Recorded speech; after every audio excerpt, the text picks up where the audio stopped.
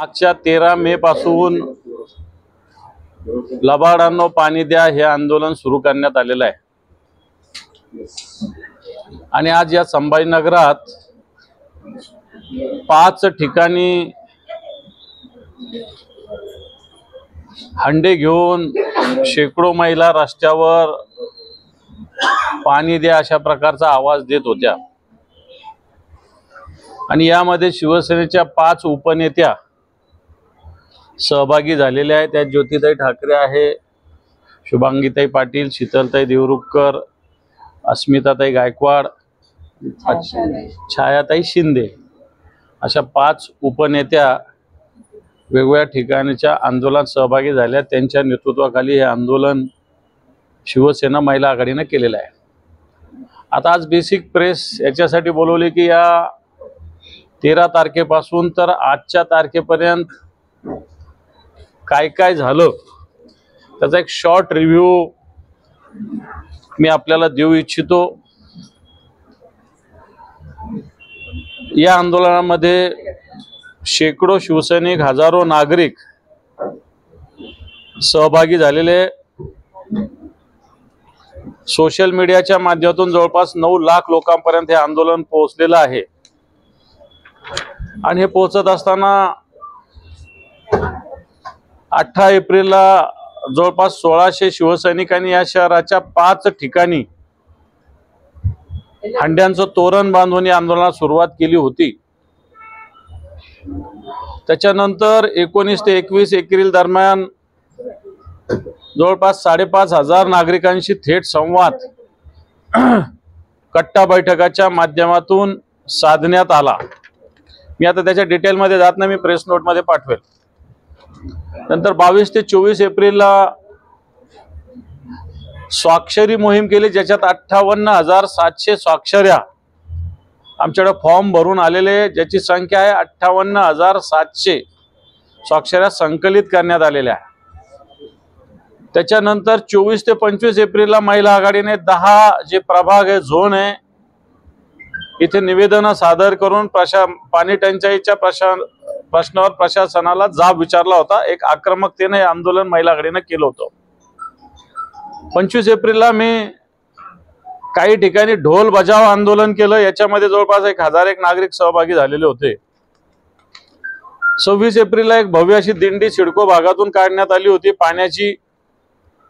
याच्यातही मला असं वाटतं आपण सगळे हजर होता, हजारो लोक त्याच्यामध्ये सहभागी झाले होते। 27 ते 29 एप्रिलला 300 विद्यार्थ्यांनी पाणी टंचाई त्यावर उपाययोजना जागरूकता वाढवण्यासाठी निबंध आणि वक्तृत्व स्पर्धेत भाग घेतला। हा सगळा ऑनलाईन झाला। आमच्याकडे याच्यात काही भाषणं आलेली आहेत, निबंध आलेली आहेत, याच्यात 300 विद्यार्थ्यांचा सहभाग आहे। सगळ्यात महत्त्वाचं 27 एप्रिलला एक वेगळा कार्यक्रम पाणी की अदालत क्रांती चौकात घेतला होता। याच्यात विविध क्षेत्रातले शैक्षणिक असतील, सामाजिक असतील, वैज्ञानिक असतील, अशा वेगवेगळ्या क्षेत्रातले व्यापारी, उद्योजक या पाणी की अदालत मध्ये सहभागी झाले होते। महिला आघाडीने त्याचं पूजन केलं। ते पूजन करताना सुद्धा महिला आघाडीने वेगवेगळ्या पद्धतीनं उपक्रम त्याच्यामध्ये राबवले। नुसतं जलकुंभाचं पूजन करण्यापेक्षा वेगळ्या पद्धतीनं ते पूजन केलेलं आहे। 3 आणि 4 मेला मला राग येतोय नावाच्या वेगवेगळ्या ठिकाणी महिलांचे कार्यक्रम झाले। याच्यात शेकडो महिला सहभागी होत्या आणि यांनी आपल्या इथल्या पाण्याच्या विषयी रोष व्यक्त केला होता। काही ठिकाणी अधिकारी सुद्धा त्याच्यामध्ये सहभागी झाले होते। आणि सगळ्यात महत्त्वाचं ऑनलाईन पिटिशन एक आम्ही सुरू केलेलं आहे।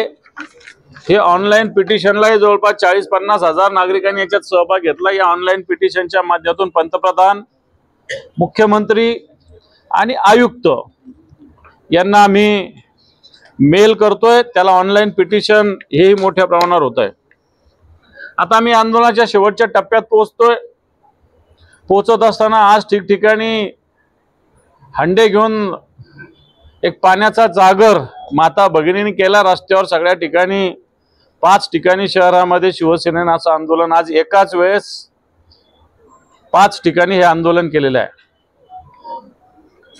आता उद्यापासून 9, 10, 11, 12 या 4 दिवसात या शहरातल्या 115 वॉर्डामध्ये आम्ही हल्लाबोल पदयात्रा करतोय। सकाळी 7 ते 10 आणि संध्याकाळी 5 ते 9 अशा वेळेमध्ये ही हल्लाबोल पदयात्रा शहरातल्या वेगवेगळ्या भागातून, मुख्य रस्त्यावरून फिरण्यापेक्षा इंटेरियर भागातून, आता ही हल्लाबोल पदयात्रा याच्यासाठी आम्ही करतोय की या हल्लाबोल पदयात्रेमध्ये जे आम्ही चित्र शहरातले वेगवेगळ्या ठिकाणचे फोटोज पाण्याच्या प्रश्नावरचे काढलेले आहे, याच्या चित्ररथ राहणार आहे। या हल्लाबोल पदयात्रेमध्ये जवळपास 10 चित्ररथ आहे। त्याच्यामध्ये चारही बाजूला वेगवेगळ्या पद्धतीनं पाण्याच्या भीषणतेचे चित्र लावले जाणार आहे, लाईव्ह, रंगवलेले नाही। जे शहरातले आताचे असे लाईव्ह जवळपास 40 चित्र त्याच्यात लावले जाणार आहे। त्याचबरोबर एक 3 मिनिटाचं ऑडिओ भाषण आहे, जे जवळपास या 4 दिवसात 60 ठिकाणी हे 3 मिनिटाचं ऑडिओ भाषण होणार आहे। कोणी भाषण व्यक्ती करणार नाहीये, आम्ही रेकॉर्ड केलेलं भाषण आहे आणि हे रेकॉर्ड केलेलं भाषण मुख्य चौकात असे 60 चौकामध्ये असं भाषण या पाण्याच्या विषयावर थांबून, ही पदयात्रा थांबून एक अर्धा तास, पाऊण तास, 1 तास झाल्यावर आम्ही चौक काही निवडलेले आहे, या चौकात पदयात्रा थांबेल, 3 मिनिटाचं भाषण होईल आणि पुन्हा पुढे चालेल। असे 60 स्पॉट आम्ही या 4 दिवसात निवडलेले आहे। पहिल्या दिवशी मुकुंदवाडी छत्रपती शिवाजी महाराजांपासून सुरू होणारी पदयात्रा अहिल्याबाई होळकर चौकापर्यंत पोहोचणार आहे। त्याच दिवशी संध्याकाळी मग पूर्व विभागामध्ये डिटेल्स मला वाटतं मी रूट सांगण्याची गरज नाही। शनिवारी पश्चिम आणि पूर्व विधानसभेत आहे, रविवारी मध्य आणि पश्चिम मध्ये आहे, सोमवारी पुन्हा पूर्व आणि मध्य मध्ये आहे आणि समाप्ती याची चिकलठाण्यापासून होऊन वानखेडे नगर येथील जे महादेव मंदिर आहे या ठिकाणी होणार आहे। या यात्रेमध्ये रिकामे ड्रम्स ठेवले जाणार आणि सगळ्यात महत्त्वाचं परवा आम्ही एक रॅप सॉन्ग याच्यावरचं प्रदर्शित केलंय, मला वाटतं ते आपल्यापर्यंत पोहोचलं असेल। पाण्याची भीषणतेवर हे रॅप सॉन्ग आहे। या पदयात्रेत हे रॅप सॉन्ग पण वाजवलं जाणार आणि एक 3 मिनिटाचं भाषण, अशा पद्धतीने ही पदयात्रा आहे। आता 13, 14, 15ला आमचे पुरुष 30 उपशहर प्रमुख आहे आणि महिला 30 उपशहर प्रमुख आहे। प्रत्येकाला 3-3, 4-4 वॉर्डाची जबाबदारी आहे आणि या 3 दिवसामध्ये प्रत्येक उपशहर प्रमुख पुरुष आणि महिला वेगवेगळ्या स्वतंत्रपणे हे 60 जण रोजच्या 3 बैठका घेणार आहे। म्हणजे एका दिवसात 180 बैठका, म्हणजे 3 दिवसात 560 बैठका हे आमचे उपशहर प्रमुख पुरुष आणि महिला मिळून घेणार आहे। त्याला संख्या 10 असेल नाही तर 100 असेल, त्याची चिंता करायची गरज नाही। एखाद्या कॉलनीत 10 जणांची पण बैठक मोठी होती, एखाद्या कॉलनीत 100 जणांची छोटी होत असते आणि म्हणून त्याला संख्येच्या मर्यादा नाही, पण तो 580 पॉइंटवर आम्हाला पोहोचायचं आहे आणि आमचे पुरुष आणि महिला या 580 ठिकाणी 13, 14, 15 या दिवशी पोहोचणार आहे। आता तुम्ही म्हणाल कशासाठी पोहोचायचं, तर हे पाण्याचं आमचं पत्र काढलेलं आहे तेवढंच वाचून दाखवतोय, कुठेही आवा तवा भाषण आमचं नाही।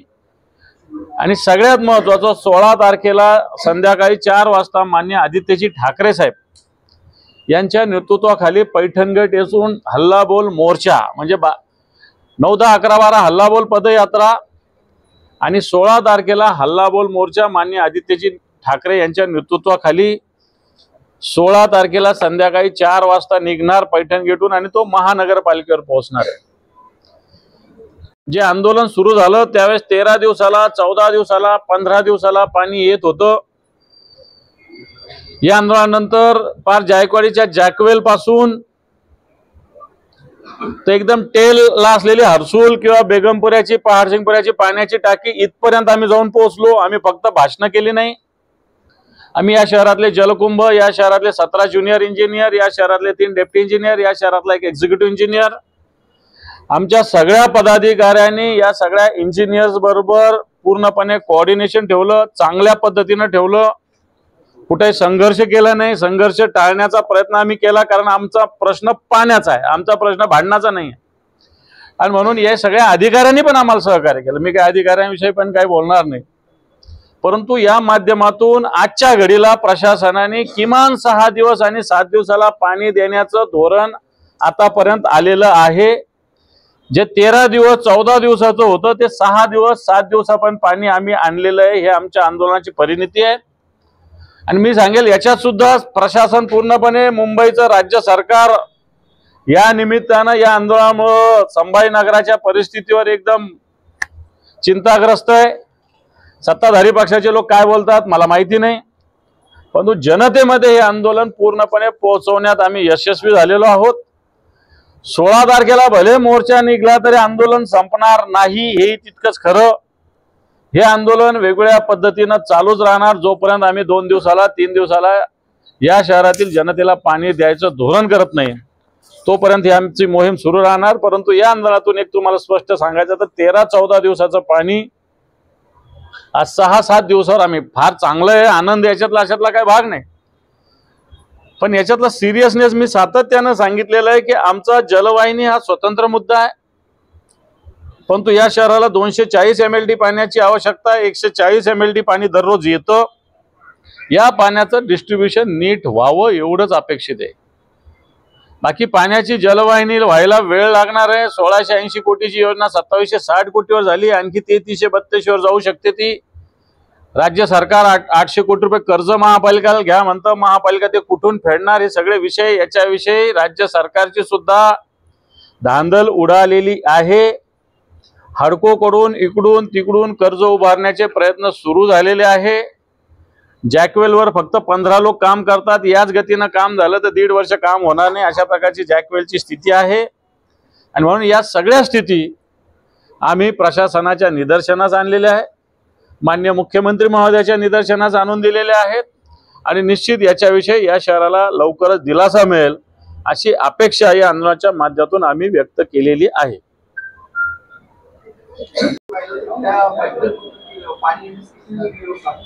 हे पहा, जॅकवेलचं आताच्या पाण्याची कामाची गती पाहिलं तर 1-1.5 वर्ष काम लागू शकतं, म्हणून त्याची गती जर वाढवली तर पाणी लवकर येऊ शकेल असं मला तरी वाटतं। शहराच्या काही भागामध्ये जास्त पाणी मिळतं, काही भागामध्ये पाणी कमी मिळतं, याचं नियोजन काय करणार प्रशासन?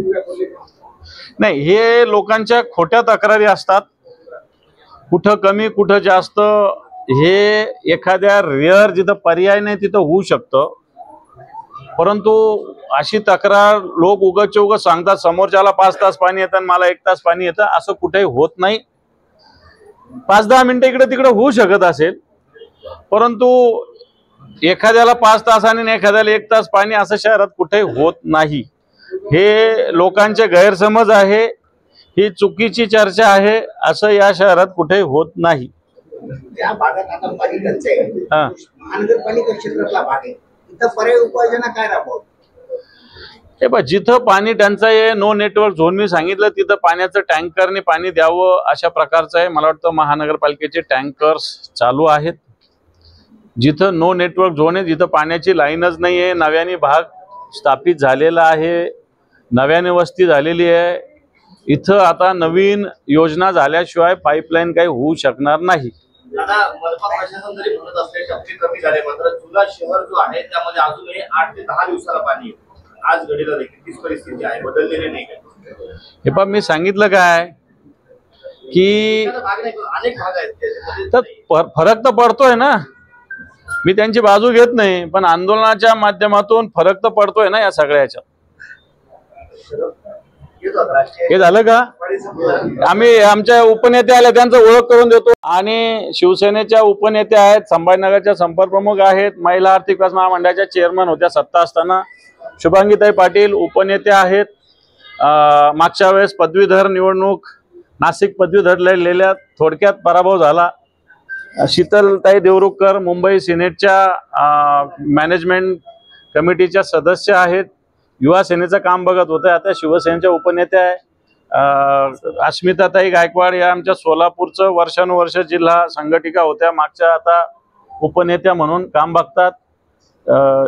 छायाताई शिंदे या सांगलीच्या आहे, या शिवसेनेच्या उपनेत्या आहे। सगळ्या भगिनी आज मुद्दाम म्हणून या आंदोलनाला आल्या, मी त्यांचंही स्वागत करतो सगळ्यांचं। आपण संधी दिली त्याबद्दल धन्यवाद मला. बोला आता. शरद पवारांना अजित पवार यांच्यासोबत एकत्र यावं असं वाटतंय, मात्र संसदेत विरोधी पक्षात बसायचे की नाही हे सुप्रिया सुळे या ठरवलं. इंडिया आघाडी फारशी सक्रिय नाही, त्यामुळे संकेत असे दिले की ते अजित पवारांसोबत जातील, विलीनीकरण होईल पक्षात. वाटतं तो त्यांच्या पक्षाचा विषय आहे. त्यांच्या पक्षाचं काय करायचं हा त्यांनी ठरवायचा मुद्दा आहे. शिवसेनेचं आणि त्यांचं भले आमची महाविकास आघाडी असेल, परंतु अंतर्गत दृष्ट्या त्यांना काय करायचं हा त्यांचा प्रश्न आहे असं मला तरी वाटतं. आतापर्यंत विरोधात बसले होते, मात्र सत्ता आली आहे त्यांच्याच पक्षातल्या अर्ध्या भागाकडे, म्हणून सत्तेकडे जाते असं काही. मला असं वाटतं याच्यावर मी प्रतिक्रिया देणं योग्य होणार नाही, परंतु त्यांनी सांगितलं थोडी आम्ही करणार आहे. असे दोन मतप्रवाह आहे. आता या मतप्रवाहातून निर्णय काय घ्यायचा तो पक्षप्रमुख म्हणून त्यांचा अधिकार असतो. ते जसं ठरवतील तसं होईल. पण इंडिया आघाडी महाराष्ट्रात शरद पवारांनी आणि उद्धव ठाकरे यांनी लीड केली. संपलं इंडिया आघाडीचं. असं काही नाही. शिवसेना आहेच. शिवसेना इंडिया आघाडीची सदस्य आहे. शिवसेना सातत्यानं भारतीय जनता पार्टी असेल, या देशातला या राज्यातला जो सत्ताधारी पक्ष असेल याच्यावर सातत्यानं चुकावर प्रहार करतोच आहे. जनतेचे प्रश्न उचलतोच आहे. शिवसेनेच्या भूमिकेत तसूभरही कोणत्याही प्रकारची कमतरता होणार नाहीये. मला वाटत नाही असं काही यायची आवश्यकताही वाटत नाही. जे झालं ते झालं. शिवसेना ताकदीनं लढेल.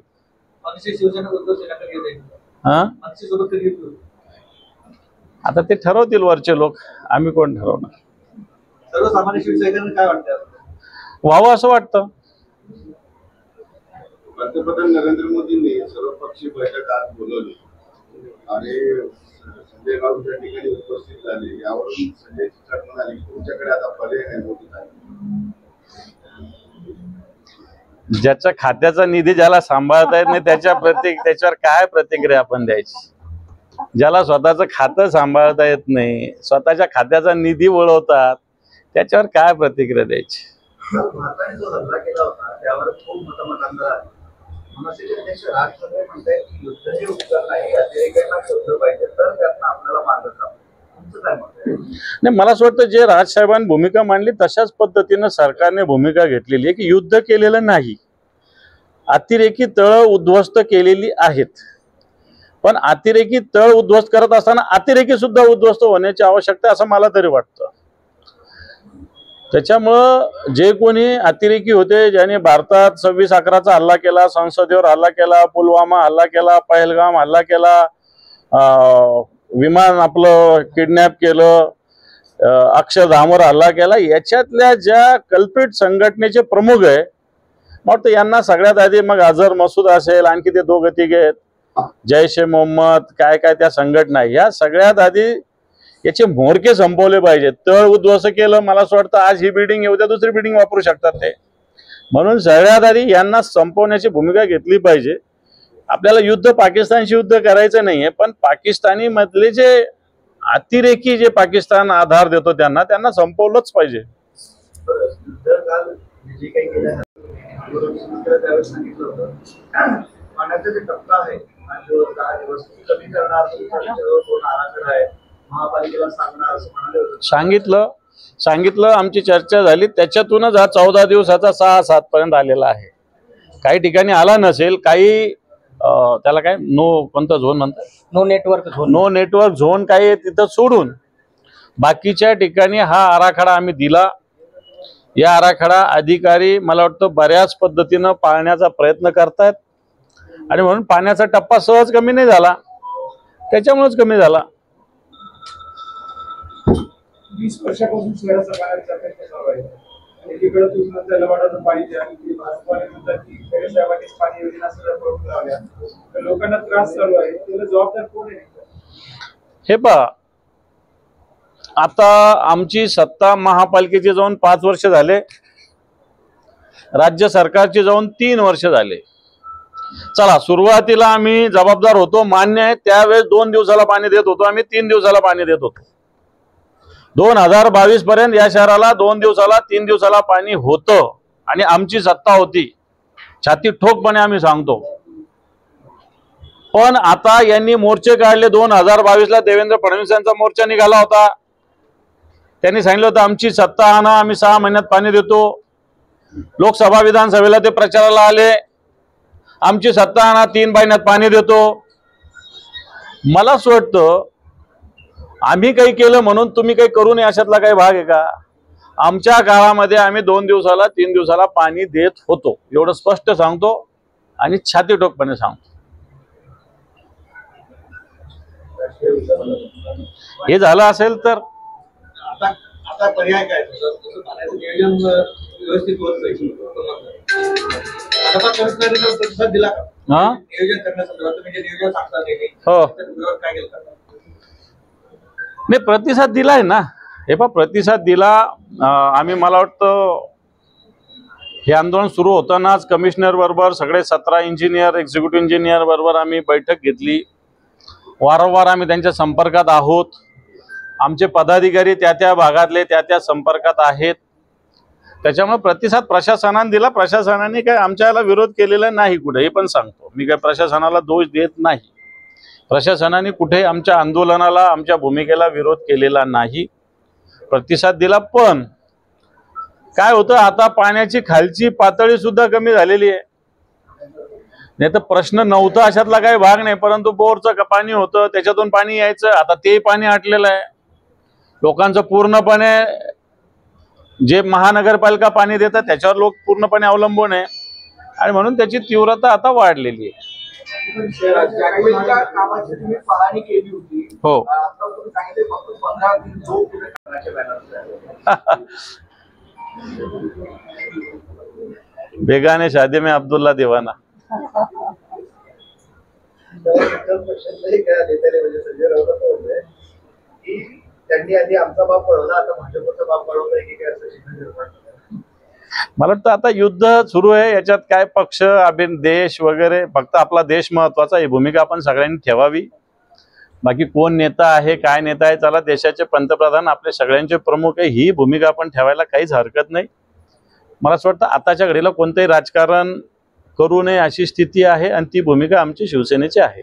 सुप्रीम कोर्टामध्ये फक्त शिवसेना पक्ष आणि नावाचा जो वाद आहे त्याबाबत सुनावणी होती. त्यावेळेस कोर्ट असं म्हणालं, असं करत आहे की महापालिका निवडणुकांकडे लक्ष द्या, हा प्रश्न काही तातडीने सुटणार नाही, असं झालंय का?